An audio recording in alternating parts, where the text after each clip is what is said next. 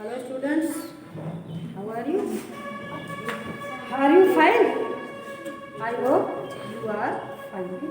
बच्चों, welcome you in our English classes. जैसा कि तुम जानते हो, इस समय हम टेंस पढ़ा रहे हैं। क्या पढ़ा रहे हैं? टेंस पढ़े ही हुए होंगे।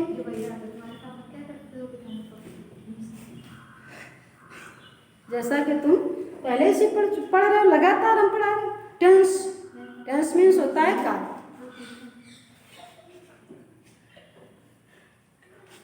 टेंस मीन्स होता है काल, यानी हमें पता चले कि काम कौन से टेंस में या कौन से समय में किया गया। टेंस माने होता है समय। बच्चों, उसी क्रम में आज हम चल रहे हैं पास्ट परफेक्ट टेंस। कल पास्ट कंटिन्यूअस पढ़ाया था, आज पास्ट परफेक्ट टेंस पढ़ा रहे। परफेक्ट मीन्स होता है पूर्ण। परफेक्ट मीन्स पूर्ण, यानी पास्ट परफेक्ट टेंस। पास्ट यानी भूतकाल में कोई कार्य समाप्त किया गया है। बच्चों, past perfect tense complex sentence होता है, यानी मिश्रित वाक्य होता है। इसमें पास्ट टेंस में ही दो कार्य एक के बाद एक समाप्त किया जाता है। जैसा कि मैंने बताया, मेरे स्कूल पहुंचने से पहले पिताजी स्नान कर चुके थे। दो कार्य हुए, पिताजी स्नान कर चुके, मैं स्कूल पहुंचा। मेरे स्कूल पहुंचने से पहले पिताजी स्नान कर चुके थे, है ना। तो ये पास्ट परफेक्ट हुआ। दो कार्य है, मिश्रित है, कॉम्प्लेक्स है। बच्चों, इसका रूल अब हम टेंस बना रहे हैं। पिताजी स्नान कर चुके थे, father had Beth, father had Beth. कब? पहले, यानी before. I reached school. I reached school. बच्चों, बात समझ में आई? इसका रूल क्या बना?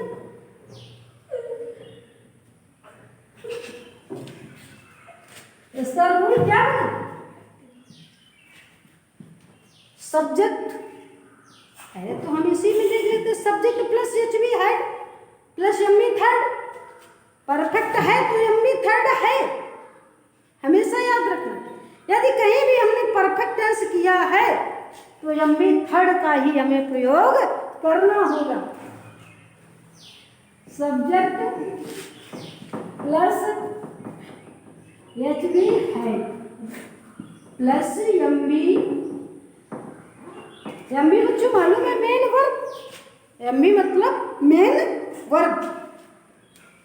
ME third plus object. बच्चों, लेकिन इससे हट के हमने रूल लगाया हुआ है। यानी क्या किया है?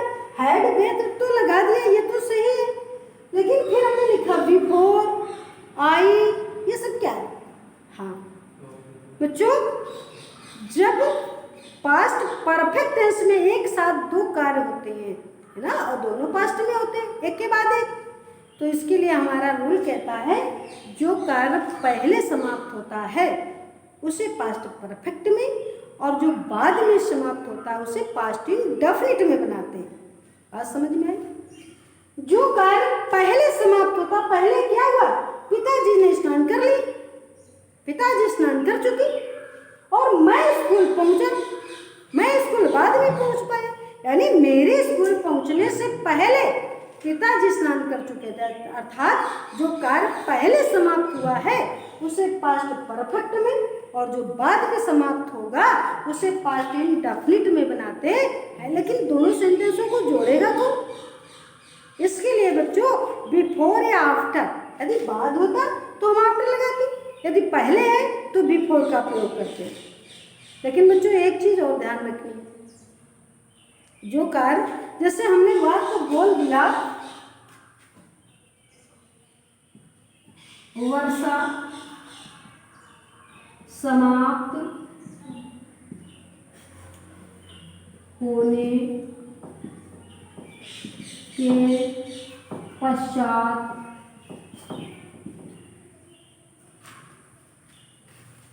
मैं स्कूल गया। मैं स्कूल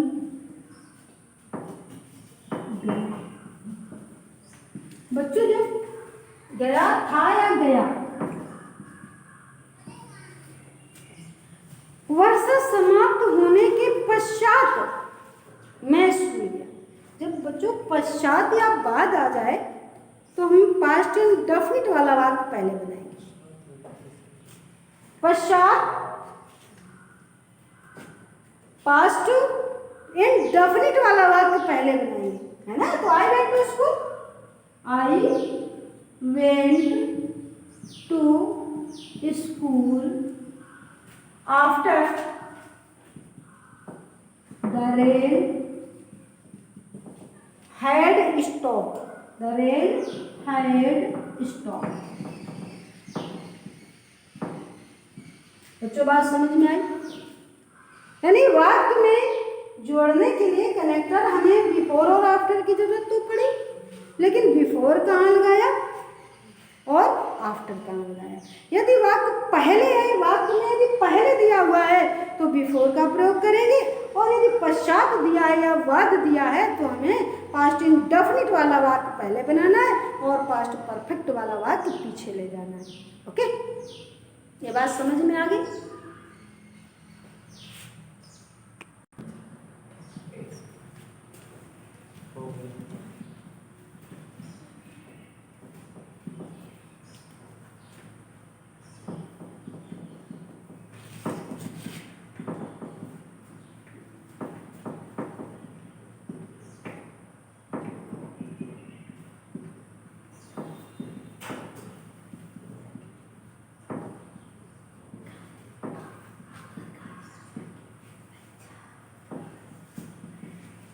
भाई साहब के जाने के पहले नौकर ने खाना नहीं बनाया था। तो ये कैसा वाक्य हो गया? उसमें नहीं आ गया, बताया था नहीं आ रहा तो वाक्य निगेटिव हो गया, नकारात्मक हो गया, है ना। फिर भाई नौकर ने खाना नहीं बनाया था भाई साहब के जाने से पहले, है ना। तो द सर्वेंट, पास्ट परफेक्ट वाला पहले बनाते हैं। The servant had not, the servant had not cooked, खाना बनाने के लिए बच्चों cooked the food, कब? before brother, when? before brother went। बात समझ में आई?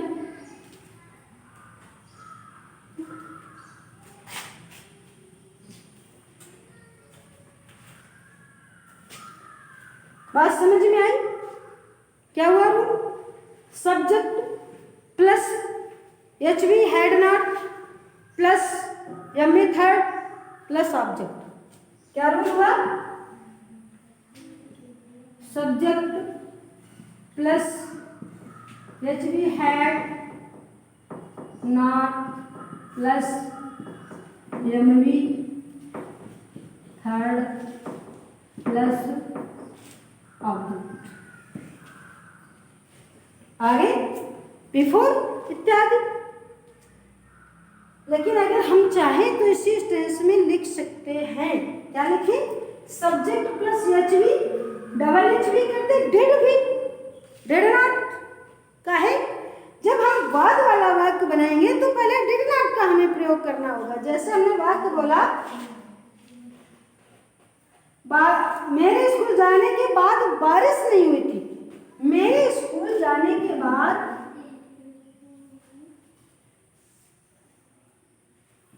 मेरे स्कूल जाने के बाद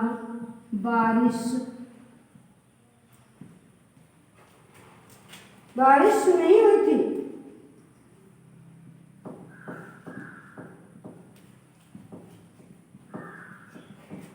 क्या नहीं हुआ था? बारिश नहीं हुई थी। तो इट डिड नॉट रेन। जब हमने बताया था यदि बच्चों बाद आ जाए तो पास्ट इंडेफिनिट वाला पहले बना दो।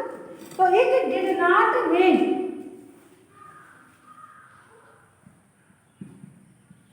break. कब? After I had gone to school. After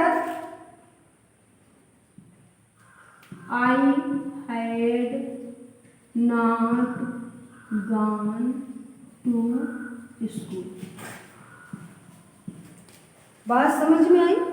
इसका रूल तब क्या रूल लगाएंगे? तो हम यही पे कर सकते हैं सब्जेक्ट प्लस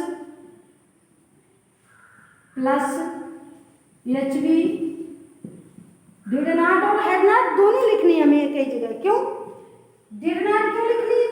जब हमें पास्ट इंडेफिनिट वाला पहले बनाना तो डिड नॉट का प्रयोग करेंगे बच्चों। पास्ट इंडेफिनिट तो पीछे हम पढ़ा चुके, रूल वही फॉलो करना है तुम। ओके,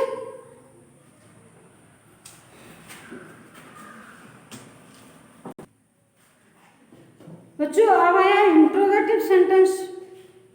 रूल तो पहले ही बता चुके हैं। एचवी यानी क्या सुर छिपने से पहले वह सो गया था, तो had he slept, had he slept.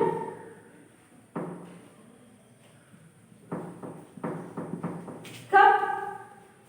Before sunset. बच्चों सेट का सेकंड फॉर्म भी सेट किया है, समझे? तो इसका रूल क्या बने? एचवी सबसे पहले एचवी हैड प्लस सब्जेक्ट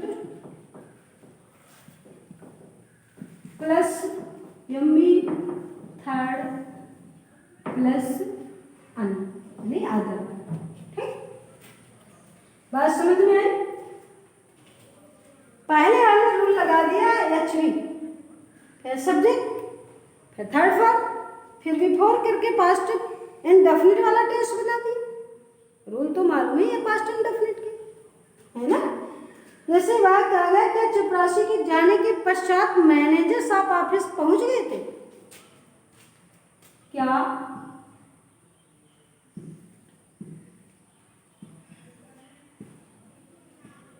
चपरासी के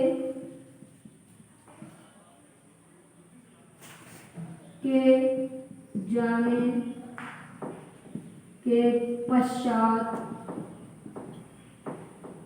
मैनेजर साहब ऑफिस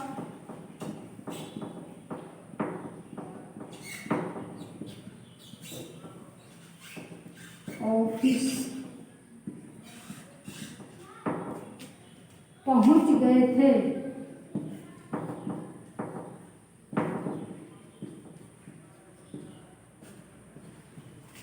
क्या चपरासी के जाने के पश्चात मैनेजर साहब ऑफिस पहुंच गए थे? बच्चों हमने बताया भी था यदि बाद या पश्चात आता है तो हमें पास्ट इंडेफिनिट वाला पहले वाक्य बनाना। तो did the manager reach office? Did the manager reach office? कब? After the peon had gone. After the peon had gone. आज समझ में आ गई? सबसे पहले हमें पास्ट इंडेफिनिट का रूल फॉलो करना है। जब पश्चात हो, वाक्य के बीच में पश्चात हो या बाद हो। और बच्चों इंट्रोगेटिव सेंटेंस हमने 2 टाइप पढ़ा है। कितना टाइप? 2 टाइप। फर्स्ट टाइप में तो ये हो गया। ये कौन सा टाइप है? First type. अब सेकेंड टाइप देखते हैं।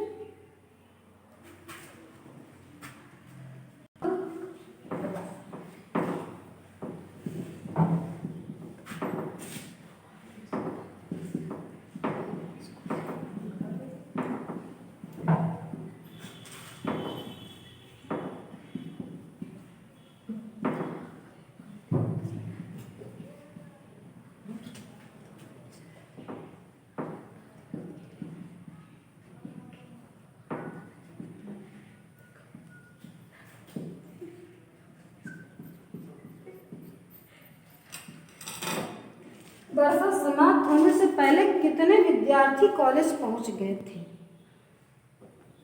कितने विद्यार्थी कॉलेज पहुंच गए थे, है ना बच्चों? हमने बताया था रूल।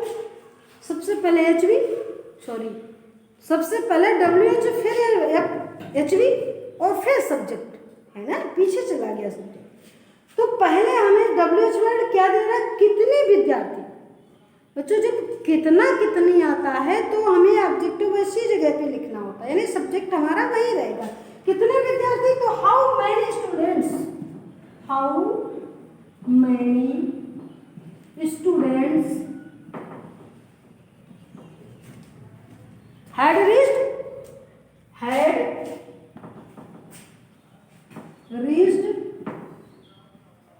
college कब? Before the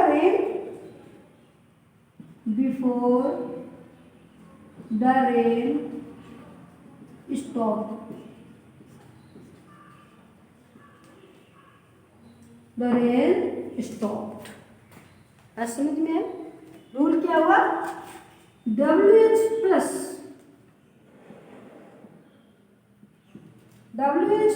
HV had plus subject, WH plus HV plus had plus subject plus MV third plus other. बच्चों हमने ऊपर तो लिखा हाउ मैनी स्टूडेंट्स, लेकिन नीचे हमने लिख दिया WH प्लस वर्ब यानी हेल्पिंग वर्ब। हाँ, यदि WH के साथ में ऑब्जेक्ट कुछ टेंसों में आता है, सब में नहीं। जैसे विच स्टूडेंट है तो विच के साथ में ऑब्जेक्ट आएगा, हाउ मैनी के साथ में अब सब्जेक्ट हमारा आएगा, लेकिन सारे टेंसों में नहीं। सारे टेंसों में तो जैसे हम अब दूसरा टेंस लिख रहे हैं, क्या दवाई खाने से पहले माताजी सो गई थी? क्या दवाई खाने से पहले माताजी कब सो गई थी या क्यों सो गई थी? दवाई खाने से पहले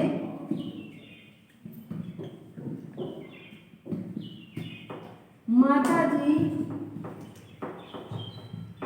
क्यों सो गई थी?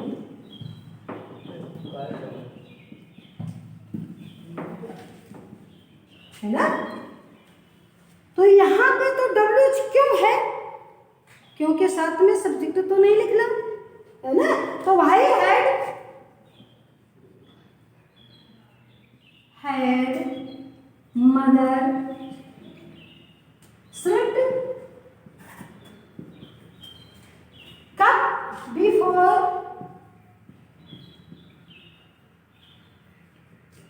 took the medicine। बच्चों दवा ली जाती है, कोई चबाने वाली चीज नहीं है। took the medicine, before took the medicine।